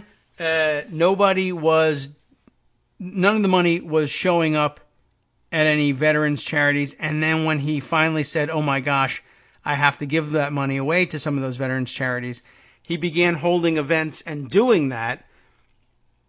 And it involved sometimes, the big giant novelty checks. Sometimes they actually said Donald J. Trump Foundation on them and $100,000, et cetera, and they were giving the money away. And sometimes they did not. And sometimes they actually had things on him like the memo line saying, Make America Great Again, which was, of course, his campaign slogan, which is by itself a huge violation. You can't use a nonprofit charitable organization's resources to promote a political candidate. And, of course, you're not supposed to be that political candidate when you do that. There's crime upon crime upon crime in that. But worse than that was the fact that he was handing out checks, sometimes not from the Donald J. Trump Foundation, but also not from Donald J. Trump himself, but from entirely different people. Stewie Rah-Rah. What's his actual name? I can't even remember. What's his, Stuart, it's a guy's name escapes me now. I'm going to have to look him up by his stupid, Stuart Rahr? Stewie Rah-Rah was his friend from Trump Tower. Yeah, Stuart J. Rahr. He also had a foundation. And at one point, their photograph was one of his checks. But what essentially was happening here was once he was caught not giving the money to veterans charities, he started giving out money, but he wasn't even giving away Donald J. Trump Foundation money. All the money had been collected and stored there, and somehow he still needed to get money, use money. I don't know whether he borrowed it or just was granted it, gifted it by his friend Stu and Stuart Rahr. The Stuart Rahr Foundation was writing $100,000 checks to some of the veterans organizations that were supposedly beneficiaries of the fundraisers, which just leaves us still, I think, with questions. I hope this lawsuit will clean them up, or at least tell us what happened. Didn't he raise something like $6 million? What happened to that? How is it that you were borrowing $100,000 from Stewie Rah-Rah to pay off one of these events, pay off one of these organizations? Here's a Do you remember this? I grabbed here just to check the guy's name. Daily Beast story from Gideon Resnick and Tim Mack back in March of 2016. The party boy billionaire writing Donald Trump's vet checks. That's the headline. That's all you need to know, right? When Donald Trump said he'd give money to veterans groups, what he really meant was that his gun-toting bronzed billionaire buddy Stuart Rahr would help pass out the checks. Trump skipped a Republican debate in January. You remember this part of the story. I just told it to you. In order to raise money for veterans, when all was said and done, he claimed that $6 million, including $1 million of his own money, had been collected and would be distributed to 22 organizations. By the way, I think the $1 million originally, I think the original plan was, of course, to hand over Donald J. Trump Foundation money, which is not his money, but money he collected from other people, to give away that $1 million. And I think when he was busted on it, I think he finally did insist on doing a personal fund for that $1 million. I'm not certain of that, though. But it would be distributed to 22 organizations. But according to news reports, by Thursday, over a month after the event, and of course, the news reports we're talking about here are David Fahrenthold's initial entries in this. Whatever happened to all that money Trump raised for the veterans? So at that point, they realize, okay, nobody has received any money. And others say they received checks, but from an unlikely source. That source is the Stuart J. Rahr Foundation, named after a billionaire friend of Trump's who made boatloads of money after selling off his pharmaceutical company, Kinray. Rahr has been close friends with Trump and has moved in the same social circles as former President Bill Clinton for many years. Don't you just love that? There's a picture of the three of them with Trump's wife, Melania, on the homepage of Rahr's Foundation website. That's a good, I wonder if that's still there. I wonder if the website is still there. As a matter of fact, it's linked in this piece. Can I just take a look? Let's see. It's not the splash page, certainly. And there's a picture. I see a framed photo of Trump on the wall behind Stewie Rahr and his whoever's in this photo with him now. I don't know. Well, anyway, there's probably one somewhere. I can't spend this time searching around his entire website to see if that's still there. But anyway, that's the deal. It's unclear what, if any, direct connection there is between the Rahr Foundation and the Trump Foundation, but multiple veterans beneficiaries told the Daily Beast that they received checks from Rahr's foundation as opposed to Trump's. Neither Trump's foundation nor Rahr's foundation responded to questions from the Daily Beast. I don't know if they've answered any questions since then. And all that they did, in their world, this actually passes muster, that along with the check, there's a letter from the Rahr Foundation that says, please note that this donation originated thanks to Mr. Donald Trump and our mutual admiration of our nation's veterans, which is, it's a nice letter and everything, but what happened to the $6 million? That's a big question still. Let's see. Trump's fundraising for veterans, of course, has been overtly political in nature. This, again, the Daily Beast article from 2016. At a campaign rally in New Hampshire right before the state's primary, Trump hauled an enormous check on stage to show his supposed commitment to veterans. The ceremonial $100,000 check was written out to Liberty House, a small local charity that helps vets transition out of homelessness. The check read that it was from the Donald J. Trump Foundation. But when Liberty House finally received the donation, it told the Daily Beast it turned out instead to be from the Stuart J. Rahr Foundation. So again, just another layer of lies in all of this. He got up pre-New Hampshire primary on stage with a giant novelty check that said the Donald J. Trump Foundation was giving this money to veterans, which would have been problematic all by itself given the fact that he was a candidate for office at the time. But on top of all of that, the novelty check didn't even represent an actual check that came later, because that check that came later was from the Stuart J. Rahr Foundation. Why does the Donald Trump Foundation's name go on the novelty check?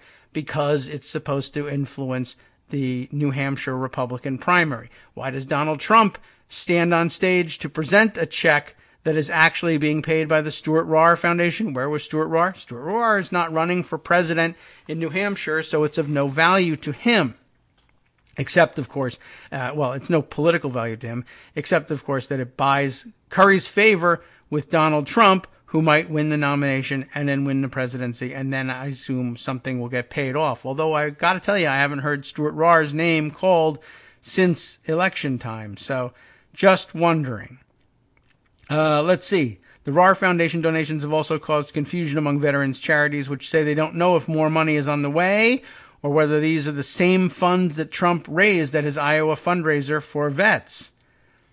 No one knows, and I don't know whether we ever got any kind of an answer. So that, I think, ought to be really the priority of whatever the hell goes on in the New York Attorney General's investigation from this point forward. I'm not, that worried about the liquidation of the assets, although that's a funny angle and perhaps the most entertaining angle of it all. What are there answers about what happened to the $6 million? Did any part of that go anywhere? I really don't know. So that's what can I tell you? It's a very interesting inquiry that so far really hasn't come up again in this latest round of discussions about the Trump Foundation. There's lots of other stuff, and illegalities abound, but some of them just more sensational and disgusting than others, and those are not the ones being talked about. That's really interesting. All right. There's more. Let's see.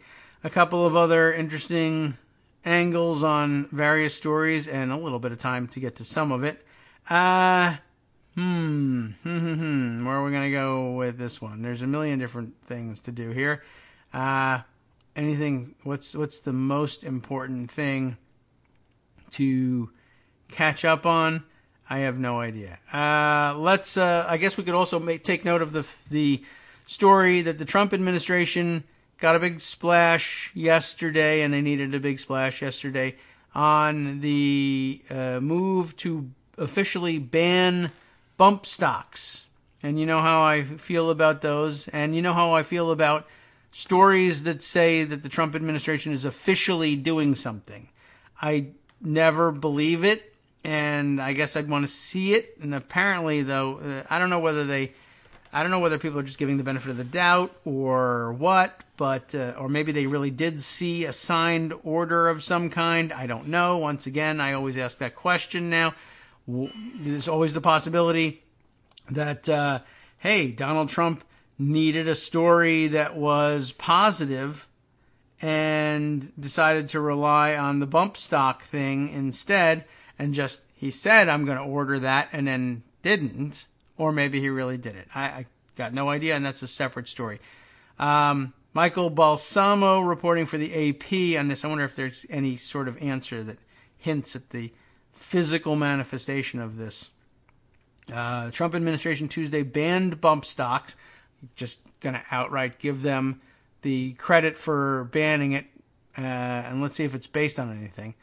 Those are, of course, the firearms attachments that allow semi-automatic weapons to fire like machine guns and were used during the worst mass shooting in modern U.S. history. The story of interest to me because, of course, it is not really the bump stock that allows a semi-automatic weapon to fire like a machine gun. It is the nature of a semi-automatic weapon to be able to fire like a machine gun. The semi-automatic weapons fire as quickly as the trigger can be pulled, and bump stocks are just one mechanism by which the trigger can be pulled repeatedly fast enough that it basically works as a machine gun and functions as a machine gun. And I've told you a million times, but if you're new to the show somehow, YouTube is full of videos showing you how to, and that you can, fire any semi-automatic weapon, like a machine gun, with your bare hands. Bump stocks are not necessary.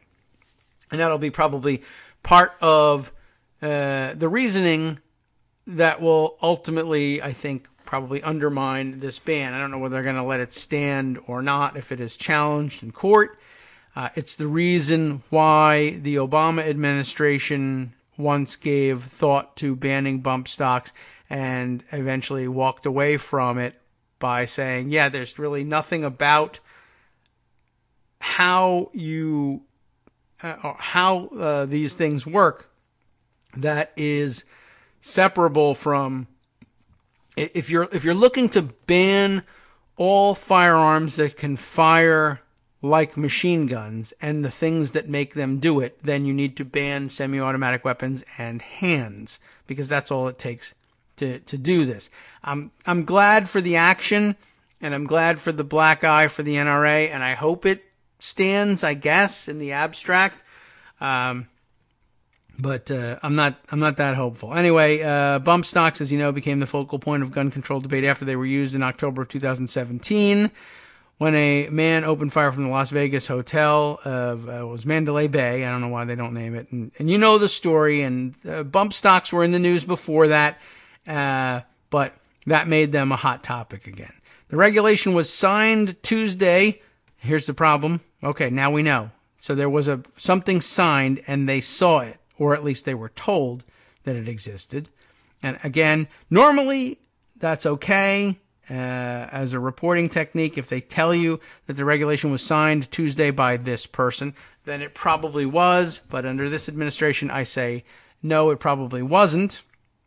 And just to add another layer of complication to it, the regulation was signed Tuesday by Acting Attorney General, who's only purporting to act as Attorney General, Matthew Whitaker. So I don't know whether he signed it. I don't know whether there's any reason to believe that he's the Acting Attorney General. I don't know whether it would be valid if it really were signed and he were the person who actually signed it. I really don't know what to tell you about this. And that's before we get to the practicality and legality of the regulation. It's to take effect, allegedly, 90 days after it's published in the Federal Register, which is expected to happen Friday. So, did the government ban bump stocks? Are bump stocks currently banned? No, they're not. Even if all of the moving parts work. Even if it was signed Tuesday, even if Matthew Whitaker is validly acting as Attorney General, even if it is published in the Federal Register on Friday, all of which might not be true, it'll still take 90 days for the ban to go into effect, which is the normal course of action. That's the only normal thing about this story. Bump stock owners will be required to either destroy them or surrender them to the Bureau of Alcohol, Tobacco, Firearms, and Explosives, a senior Justice Department official said. It's impossible to know just how many bump stocks Americans own because the devices aren't traceable, but ATF has estimated about somewhere between 280,000 and 520,000 sold since 2010. And, I don't want to dump on this whole thing all that much more. But one of the big problems with it is, the devices aren't traceable because they're just a piece of plastic. So it's not a weapon in itself. They're not tracked. They don't have serial numbers on them. They're not registered, anything like that. And of course, I might as well point out, you can 3D print yourself a bump stock. And pretty soon, I'm sure they already exist, plans already exist out there for doing it. Good question would be, does the regulation ban trading in the software and instructions and whatever else goes along with such a kit that you can use to plug into a 3D printer and make yourself your own bump stock, or however you want to manufacture the things? They don't have to be made out of plastic. You can make them out of wood. It's a pretty simple device. So I guess that'll be probably the first level of challenge to the ban, is people will say, I'm not selling bump stocks. I'm selling instructions on how to make your own. I don't know what the ban does. I don't know if it bans their sale. I don't know if it bans their possession. I imagine it does if it calls for their destruction. But again, since any semi-automatic weapon can be bump fired with your hands, I don't know what they're going to do.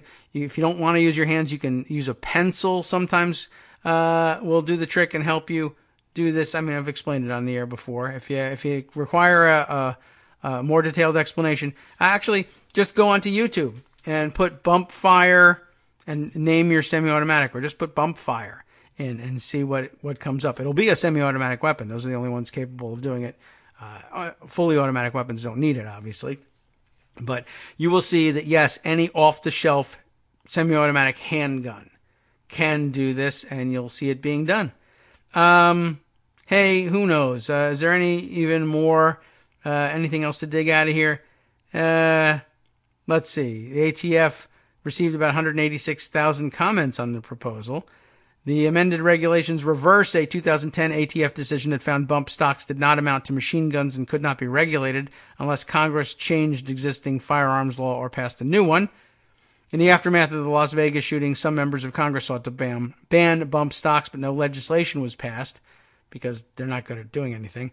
At least 10 states have sought their own restrictions.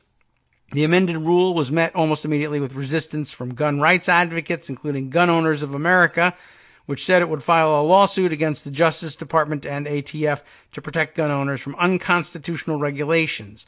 That'll be ironic, of course, as Gun Owners of America try to figure out who they should sue. Will it be Matthew Whitaker? Will it be someone else? Will they just moot the whole thing by waiting for a new attorney general to come in and suing that person? I don't know. These regulations implicate Second Amendment rights, blah, blah, blah.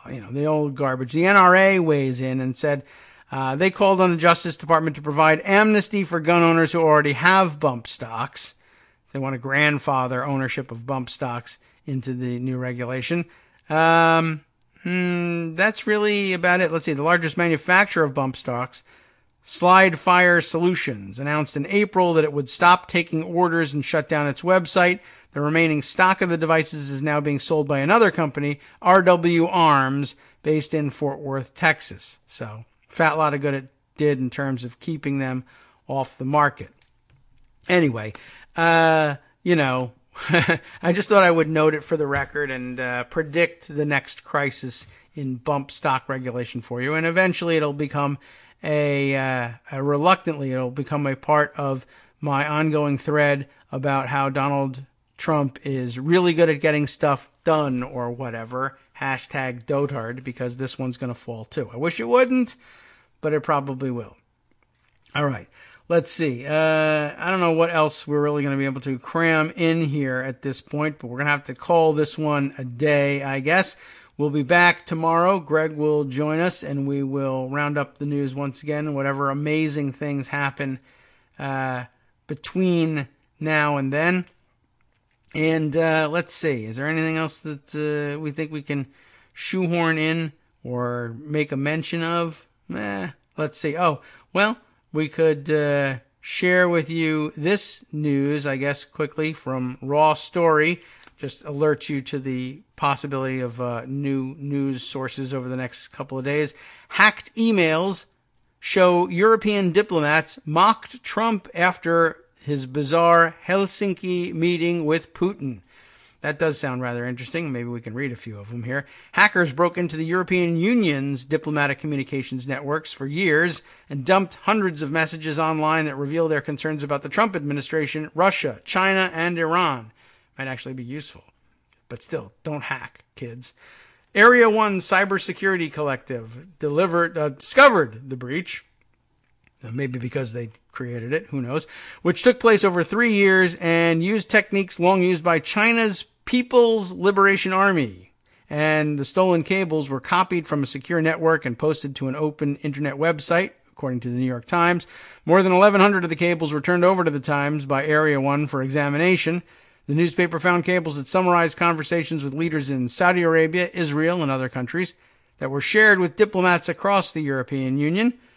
In one of those messages, European diplomats described a private meeting in Helsinki between U.S. President Trump and Putin, of course, as successful, at least for Putin. The two leaders gave a joint news conference after the meeting. You remember that was the one where I think Trump was presented with a soccer ball that he wanted to display in his office, which totally didn't have any surveillance equipment in it. Let's see. They showered one another with praise. Trump publicly displayed more trust in Putin than in U.S. intelligence agencies.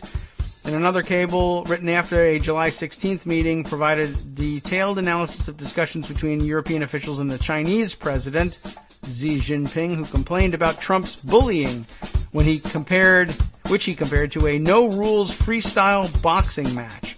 So it goes on from there. There's a little bit more. You can check it out, and you probably will find no surprises there, but always something interesting. However, not only will there be things that are interesting, maybe even a few surprises coming up next on the West Coast Cookbook and Speakeasy with Justice Putnam.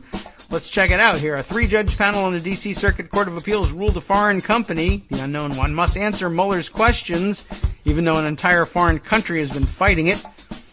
White supremacist groups are using an IRS loophole to make millions. Great. Sounds like a good idea. Let's all make millions. Trump's School Safety Commission guts protections for students of color. No surprise. And in a tale of two foundations, Steve Bannon wanted people to believe the best of times were the worst of times. There's more, of course. Let's see. The chef's table sounds interesting as well. Stay tuned. I'll tell you a little bit about that after this short announcement. From Daily Kos Radio on networksradio.com. You have been listening to the Kagro in the Morning Show with David Waldman. The D.C. Circuit has been busy. A panel of 8 judges tossed out scores of misconduct claims against Brett Kavanaugh. And Trump measures himself by the stock market, which is on pace for the worst December since the Great Depression. Record-breaking. It's huge. We love it. We'll be back tomorrow.